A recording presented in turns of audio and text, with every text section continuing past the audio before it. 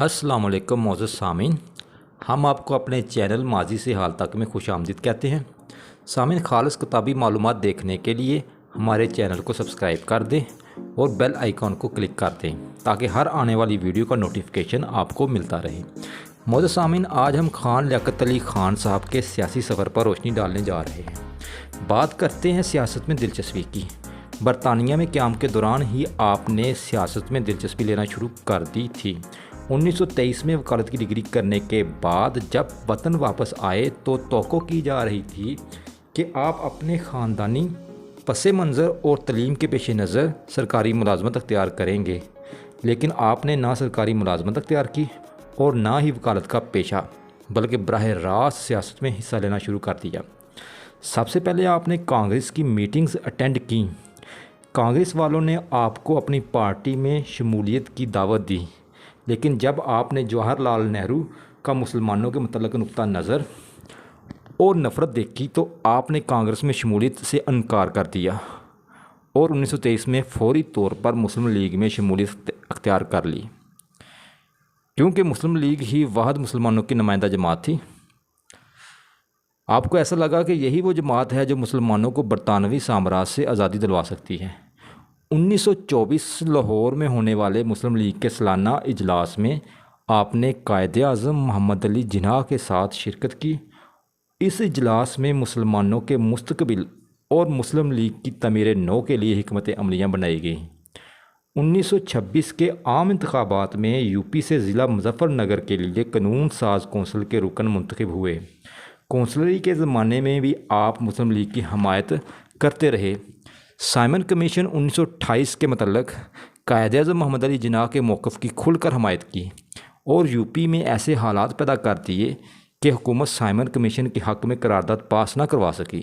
Simon commission हुकूमत बरतानिया की तरफ से बनाई गई एक 7 रुकनी कमेटी थी, जिसको हिंदुस्तान में नए कवानीन और आयन बनाने का हदफ दिया गया था, लेकिन इस कमीशन में किसी हिंदुस्तानी को नुमाइंदगी नहीं दी गई थी, इसलिए मुसलमान और हिंदू दोनों इस कमीशन के ख़िलाफ़ थे।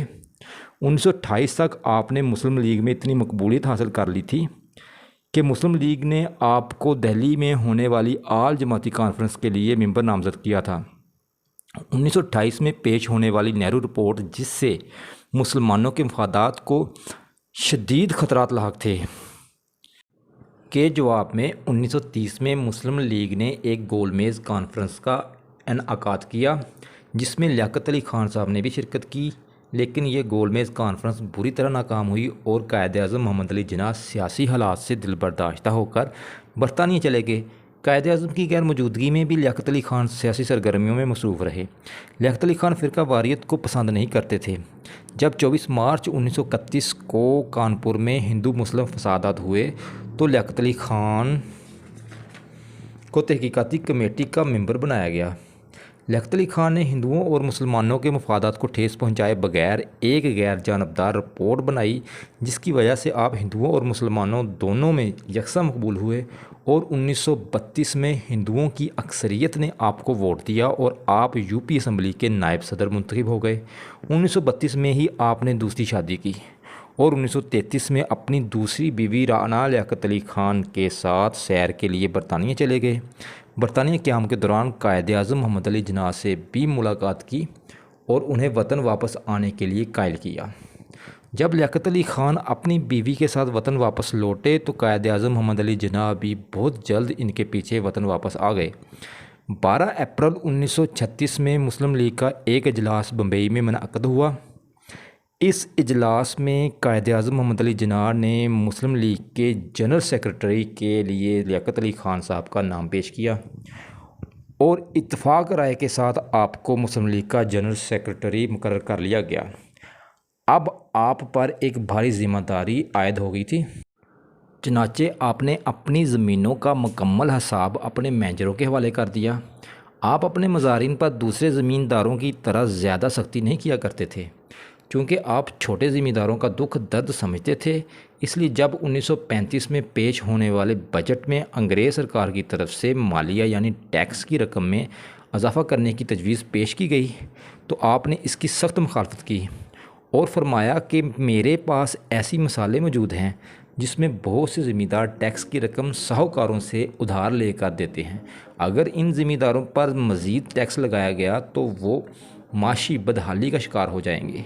क्योंकि लियाकत अली खान साहब ख़ानदानी नवाब थे और आपकी आमदन काफ़ी अच्छी खासी थी, इसलिए आप मुस्लिम लीग की माली इमदाद भी किया करते थे। लियाकत अली खान साहब 1940 तक यूपी कानून साज असम्बली के मुंतखब रुकन रहे और अपने इस सरकारी ओहदे को मुसलमानों के मफाद के लिए खूब इस्तेमाल किया। चूँकि अंग्रेज़ सरकार की नज़रों में आप एक गैर जानबदार शख्सियत थे, इसलिए आपकी बात अंग्रेज़ ऐवानों में भी मानी जाती थी। आपने अपने इस असर व रसूख को मुसलमानों की फलाह व बहबूद के लिए इस्तेमाल किया। बतौर मुस्लिम लीग के जनरल सेक्रेटरी आपने मुस्लिम लीग की कामयाबी के लिए अंत तक मेहनत की और अंग्रेज़ सरकार को मुस्लिम लीग के मुतालबात मानने पर मजबूर कर दिया।